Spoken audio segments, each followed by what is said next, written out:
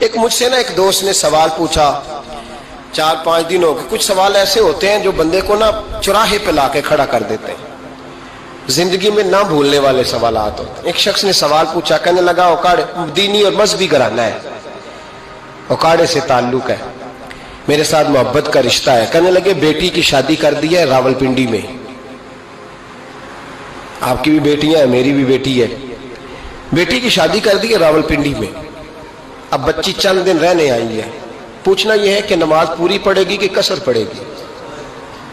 تو میرا تو اس نے کام کر دیا, حد ہو گئی, رو رو کے برا حال. میں نے کہا یار تو بند کر دے فون, رات کو بتاؤں گا.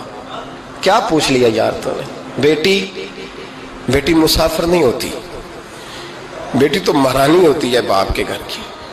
تو بیٹی مطلب کیسے بتاؤں کہ دل کرتا ہے کہ بیٹی وہ صرف ہنسے, وہ روئے کبھی نہ, یہ دعا ہوتی ہے. تو نے اتنا بڑا سوال کیوں کیا؟ بہرحال علماء کو کچھ چیزوں کے جواب دینے پڑتے ہیں. میں نے کہا میں رات کو بتاؤں گا. رات کو پھر فون آیا کہ آپ تو بڑی جلدی جواب دینے کے عادی ہیں, تو دیر کیوں کر دی؟ تو میں نے کہا یار جواب تو میرے پاس تھا لیکن ہمت نہیں تھی ابھی. تو میں نے کہا کہ اگر تو بیٹی آئی ہے والد کے گھر میں اور ابا جی کا پروگرام ہے اسے جائیداد میں سے حصہ دینے کا, تو پھر تو بیٹی نماز پوری پڑے گی. لیکن اگر ابا جی نے علیحدہ کر کے انگوٹھا لگوانا ہے تو پھر بیٹی مسافر ہے. اگر ابا جی نے اس کو علیحدہ کر کے انگوٹھا لگوانا ہے نا کہ دے دے بھائیوں کو, خیر ہے تیری شادی پہ خرچہ کر دیا ہے. اگر ابا جی کے دل میں نے کہا یہ ابے سے فتویٰ پوچھ لو, اگر ابا جی کے دل میں چور ہے نا کہ بیٹی کو دینا کچھ نہیں, تو پھر بیٹی نے نماز قصر پڑھنی ہے. اس لیے کہ پھر وہ وہاں حصے دار. اس کی دلیل حضرت عثمان غنی رضی اللہ تعالیٰ عنہ حج کے لیے تشریف لے گئے, تو لوگوں نے حضرت عثمان غنی سے کہا کہ نبی پاک بھی قصر نماز پڑھتے تھے, حضرت عمر بھی حج کے موقع پر قصر پڑھتے, حضرت ابو بکر بھی, آپ کیوں پوری پڑھتے؟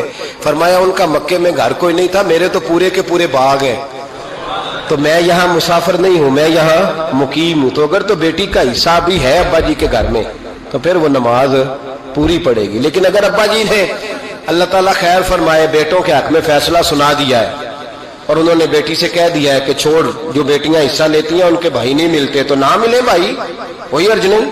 ضروری ہے ظالم بھائیوں سے رابطہ رکھنا جو کھا جائے بہنوں کا حصہ. والد ظالم ہے, ظالم ہے باپ, بیٹے کو حصہ دیتا ہے بیٹی کو نہیں دیتا. اور یہ 1.5 مربے والے جاگیردار کی بات نہیں کر رہا جس کا 4 مرلے کا مکان ہے, اس کی بیٹی کا بھی حصہ بنتا ہے. کیوں کھاتے ہو بیٹیوں کا حصہ؟ ڈر نہیں آتا اللہ تعالیٰ سے؟